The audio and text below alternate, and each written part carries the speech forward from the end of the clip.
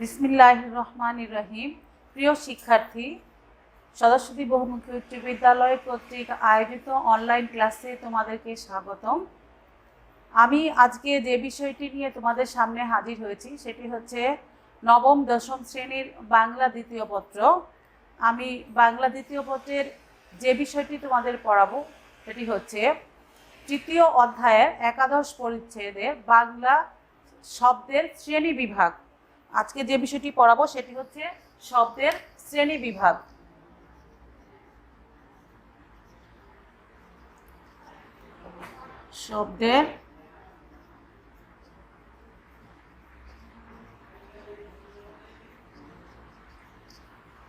শব্দের শ্রেণী বিভাগ।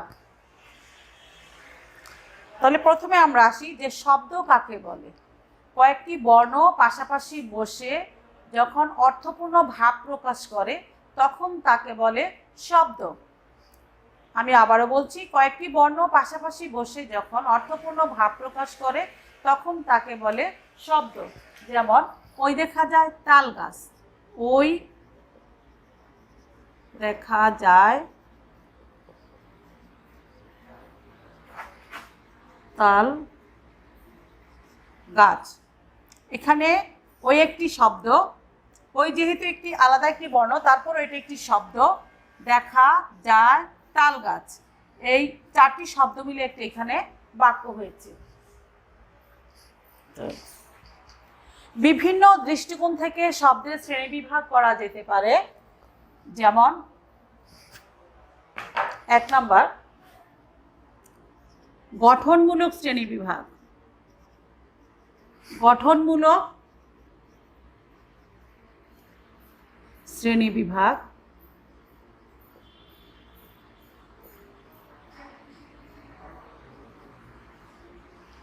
2 অর্থমূলক শ্রেণীবিভাগ।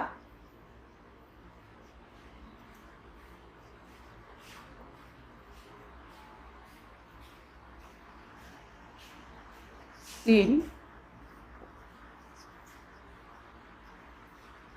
উৎসমূলক শ্রেণীবিভাগ।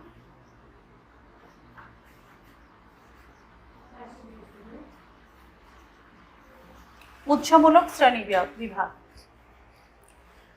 তাহলে আমরা দেখতে পাচ্ছি বিভিন্ন দৃষ্টিকোণ থেকে শব্দকে বিভিন্ন ভাগে ভাগ করা যায়।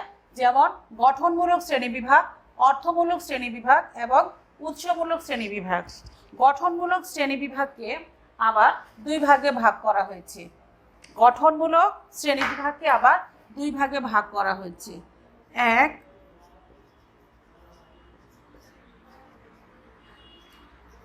মৌলিক শব্দ ও 2 সাধিত শব্দ। সাধিত শব্দ। মৌলিক শব্দ।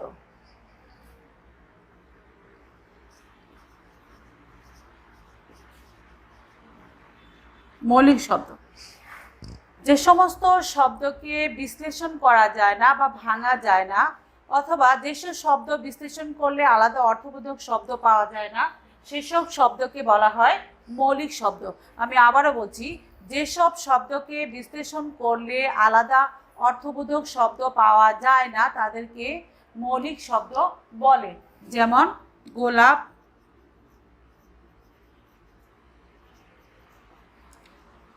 লাল, নাক, তিল ইত্যাদি।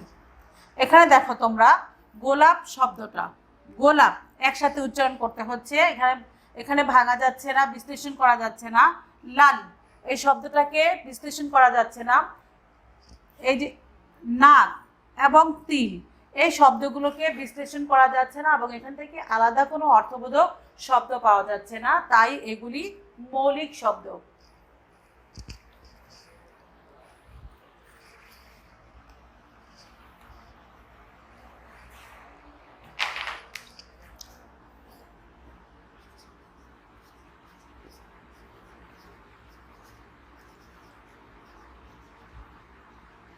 সাধিত শব্দ, যেসব শব্দকে বিশ্লেষণ করলে আলাদা অর্থবোধক শব্দ পাওয়া যায় সেসব শব্দকে সাধিত শব্দ বলে।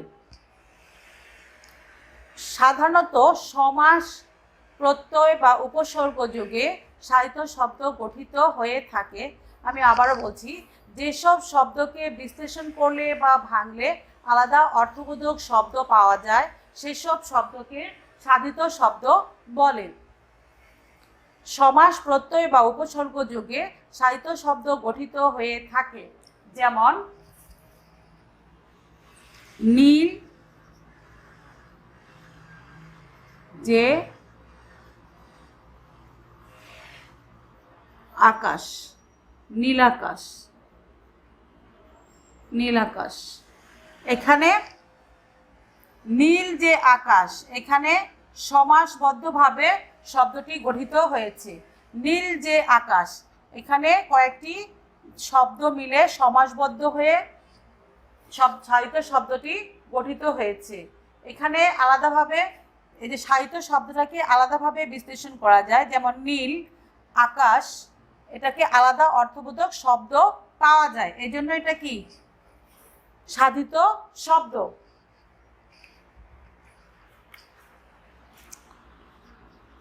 প্রযোগ শাসন, প্রশাসন, প্রশাসন,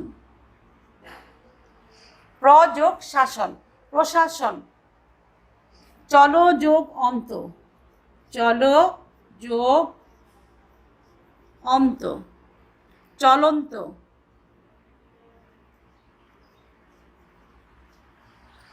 এই শব্দগুলি সাহিত্য শব্দ।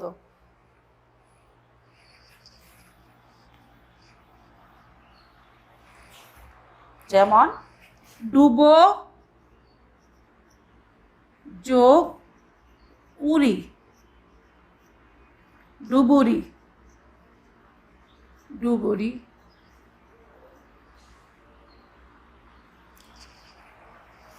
ডুবুরি।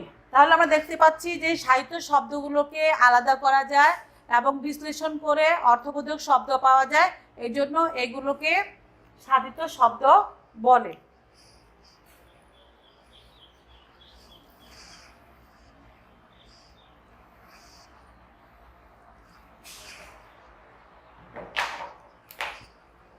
অর্থমূলক শ্রেণীবিভাগ।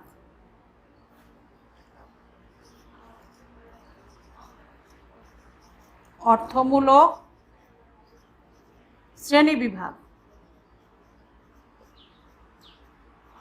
শ্রেণীবিভাগ। অর্থমূলক শ্রেণীবিভাগ, অর্থমূলক শ্রেণীবিভাগকে আবার তিন ভাগে ভাগ করা হয়েছে। এক, যৌগিক শব্দ, যৌগিক শব্দ। দুই, রূঢ়, রূঢ় বা রূঢ়ি শব্দ।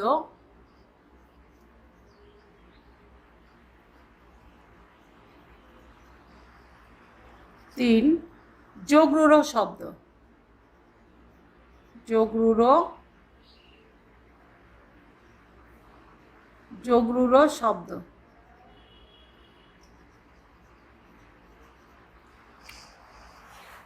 অর্থমূলক শ্রেণীবিভাগকে তিন ভাগে ভাগ করা হয়েছে: যৌগিক শব্দ, রূঢ় বা রূঢ়ি শব্দ, যোগরূঢ় শব্দ। তাহলে যৌগিক শব্দ বলতে কি বোঝায়? যৌগিক শব্দ,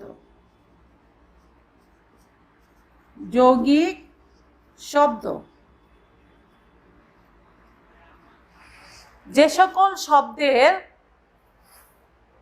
ব্যুৎপত্তিগত অর্থ এবং ব্যবহারিক অর্থ একই রকম তাদেরকে যৌগিক শব্দ বলে। আমি আবারও বলছি, যেসব শব্দের ব্যুৎপত্তিগত অর্থ এবং ব্যবহারিক অর্থ একই রকম সেসব শব্দকে যৌগিক শব্দ বলে। যেমন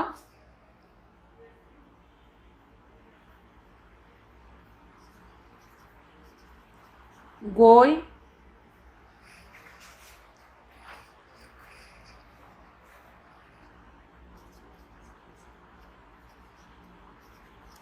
গায়ক। গই যোগ নক বা অক, গই যোগ অক, গায়ক। এটার ব্যবহারিক অর্থ গান করে যে, অর্থ গান করে যে। গায়ক, গই যোগ নক বা অক, অর্থ গায়ক, গান করে যে। এখানে ব্যুৎপত্তিগত অর্থ এবং ব্যবহারিক অর্থটা একই রকম। কর্তব্য, কর্তব্য, ক্রি যোগ তব্য, কর্তব্য, অর্থ যা করা উচিত, অর্থ যা করা উচিত।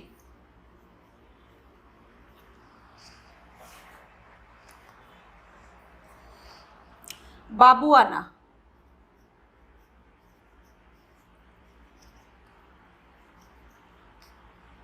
বাবু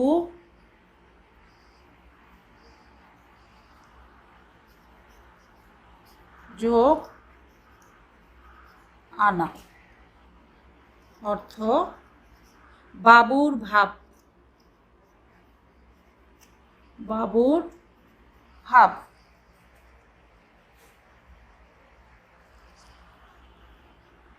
মধুর,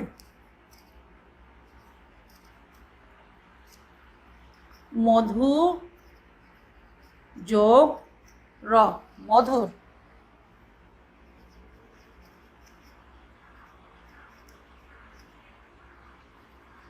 মধুর মতো মিষ্টি গুণযুক্ত।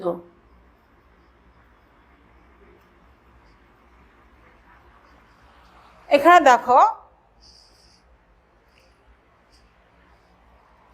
আমরা জানি যেসব শব্দের ব্যবহারিক অর্থ এবং ব্যুৎপত্তিগত অর্থ একই রকম সেসব শব্দকে যৌগিক শব্দ বলে।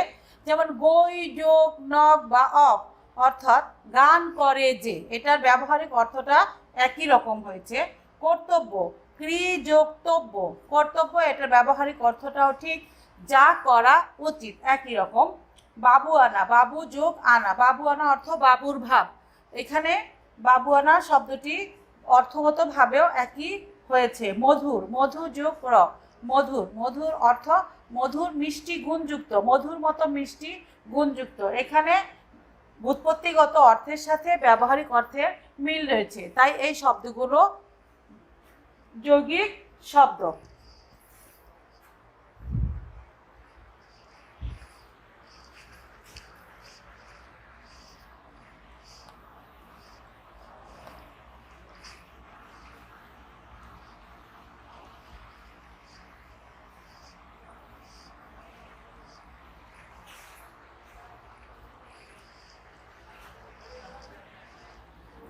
এরপর আমরা আসি যোগরূঢ় শব্দ।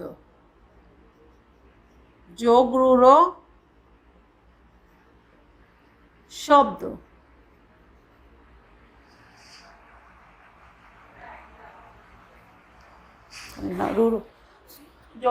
যোগরূঢ় না, রূঢ়ি শব্দ।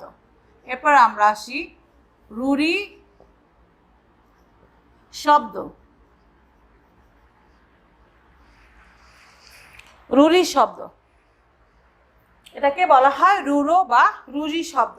যে শব্দ প্রত্যয়গত বা ব্যবহারিক, যে শব্দ প্রত্যয় বা উপসর্গ যোগে মূল শব্দের অর্থের অনুগামী না হয়ে অন্য কোনো বিশিষ্ট অর্থ জ্ঞাপন করে তাকে রূঢ়ি শব্দ বলে। আমি আবারও বলছি, যে শব্দ প্রত্যয় বা উপসর্গ যোগে মূল শব্দের অর্থের অনুগামী না হয়ে অন্য কোনো বিশিষ্ট অর্থ জ্ঞাপন করে, প্রত্যয় বা উপসর্গ যোগে গঠিত না হয়ে মূল শব্দের অনুগামী না হয়ে অন্য কোনো বিশিষ্ট অর্থ জ্ঞাপন করবে, এটাকে বলা হয় রূঢ়ি শব্দ। যেমন হস্তি, হস্ত যোগ ইন, অস্ত আছে যার, কিন্তু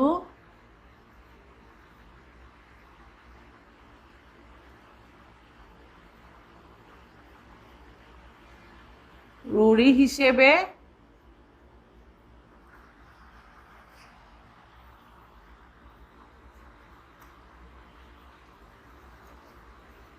একটি পশুকে বোঝায়। এখানে দেখো হস্ত, হস্তি, হস্তি, হস্ত যোগ ইন মানে হস্ত আছে যার, এটার অর্থ হওয়া উচিত ছিল এরকম, কিন্তু রুড়ি হিসেবে হস্তি বলতে একটি পশুকে বোঝায়। তাই আমরা দেখতে পাচ্ছি যে শব্দ প্রত্যয় বা উপসর্গ যুগে মূল শব্দের অর্থের অনুগামী না হয়ে অন্য কোনো বিশিষ্ট অর্থ জ্ঞাপন করে। এখানে দেখো অন্য একটি বিশিষ্ট অর্থ, মূল শব্দের অর্থের অনুগামী হচ্ছে না, অন্য একটি বিশিষ্ট অর্থ গ্রহণ করেছে। এখানে হস্তি বলতে একটি পশুকে বোঝায়। গবেষণা,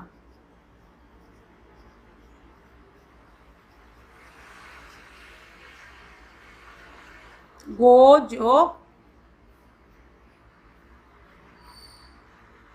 এসনা, অর্থ গরু খোঁজা, গরু খোঁজা। কিন্তু বর্তমান অর্থে, বর্তমান অর্থে ব্যাপক অধ্যয়ন, অধ্যয়ন ও পর্যালোচনা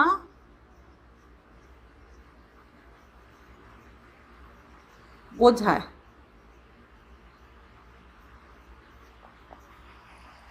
এখানে দেখো গবেষণা, গবেষণা আমরা এখানে দেখতে পাচ্ছি যে গো যোগ গবেষণা, এটার অর্থ দাঁড়ায় গরু খোঁজা, কিন্তু বর্তমান অর্থে গবেষণা বলতে ব্যাপক অধ্যয়ন ও পর্যালোচনা বোঝায়।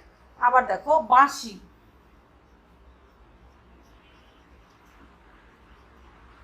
বাঁশি এটা বাঁশ দিয়ে তৈরি কোনো বিশেষ, বাঁশ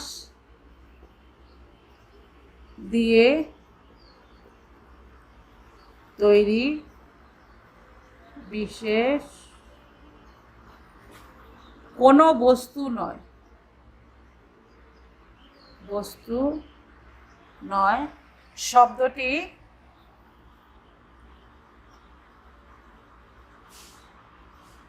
সুরের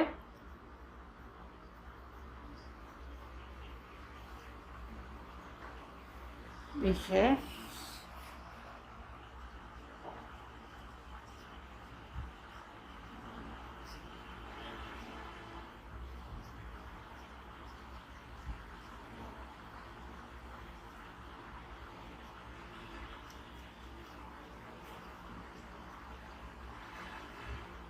হয়।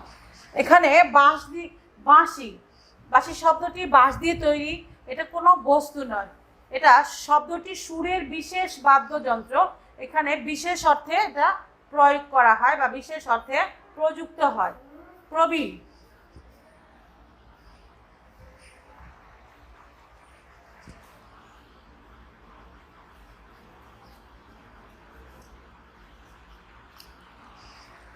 প্রবীণ, প্রবীণ বলতে আমরা সাধারণত যিনি প্রকৃষ্ট রূপে বীণা বাজাতে পারেন এমন কোনো ব্যক্তিকে বুঝে থাকি, কিন্তু প্রবীণ বলতে এখানে একজন বয়স্ক, অভিজ্ঞতা সম্পন্ন বয়স্ক ব্যক্তিকে বোঝানো হয়েছে। অভিজ্ঞতা সম্পন্ন বয়স্ক ব্যক্তিকে বোঝায়। এখানে দেখো যে প্রবীণ, প্রবীণ শব্দটির অর্থ দ্বারা প্রকৃষ্ট রূপে বীণা বাজাতে পারেন যিনি, কিন্তু এখানে রূঢ়ি হিসেবে হয়েছে যে অভিজ্ঞতা সম্পন্ন বয়স্ক ব্যক্তি অর্থে এটা ব্যবহার করা হয়।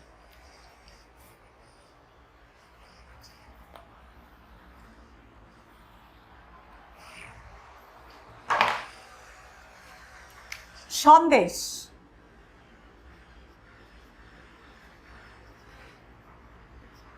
সন্দেশ শব্দ ও প্রত্যয়গত অর্থে, শব্দ ও প্রত্যয়গত অর্থে সংবাদ। এখানে সন্দেশ শব্দ ও প্রত্যয়গত অর্থে সংবাদ, কিন্তু রুড়ি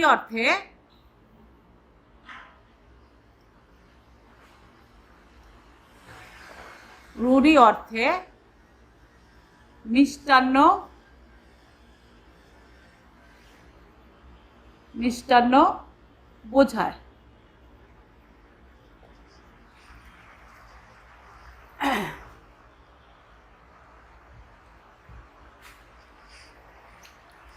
এখানে রুড়ি শব্দের সংজ্ঞাটা আমি আবার বলছি।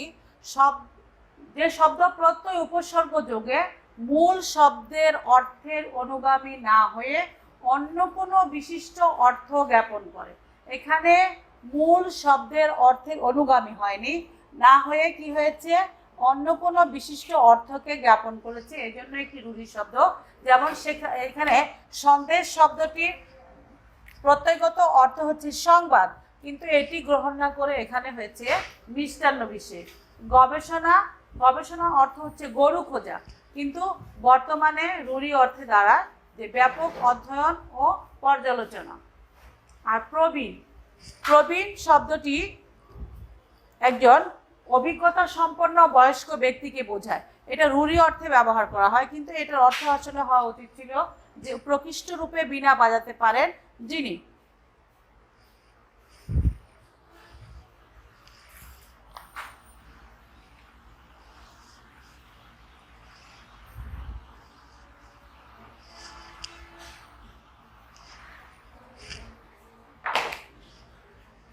যোগরূঢ় শব্দ,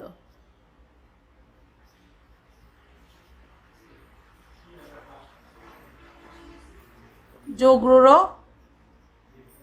শব্দ সমাস নিষ্পন্ন যে সমস্ত শব্দ সম্পূর্ণভাবে সমসমান পদসমূহের অনুসারী না হয়ে অন্য কোনো বিশিষ্ট অর্থ গ্রহণ করে তখন তাকে যোগরূঢ় শব্দ বলে।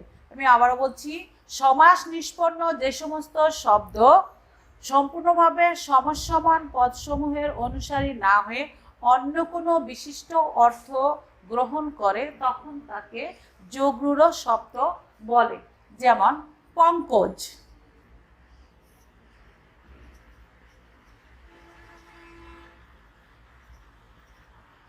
যেমন পঙ্কে জন্মে যা, পঙ্কে জন্মে যা সাধারণত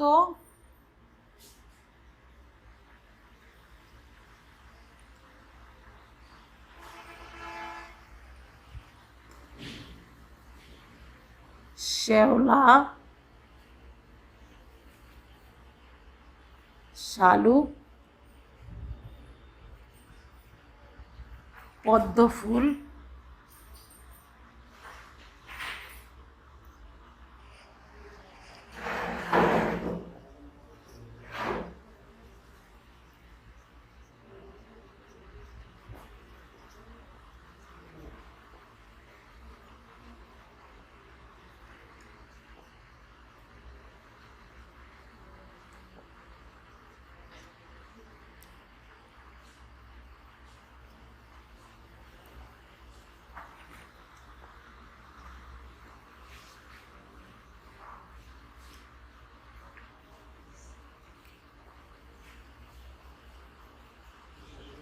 বোঝায়। দেখো এখানে পঙ্কজ, পঙ্কে জন্মে যা সাধারণত শ্যাওলা, শালুক, পদ্মফুল প্রভৃতি উদ্ভিদ পঙ্কে জন্মে থাকে, কিন্তু এখানে পঙ্কজ বলতে শুধুমাত্র পদ্মফুলকেই বোঝায়। রাজপুত,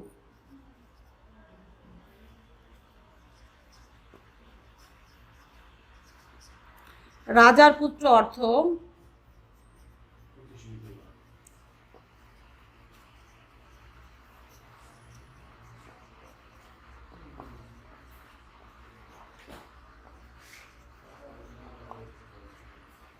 হয়েছে জাতিবিশেষ।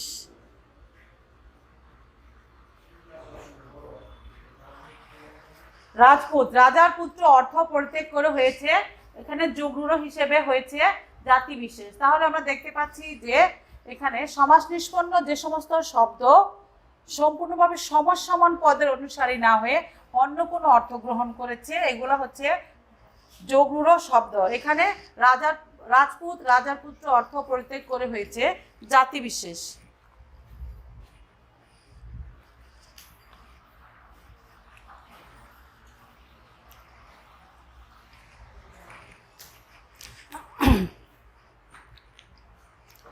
তো উৎসমূলক শ্রেণী বিভাগটি আমরা পরবর্তী ক্লাসে আলোচনা করব।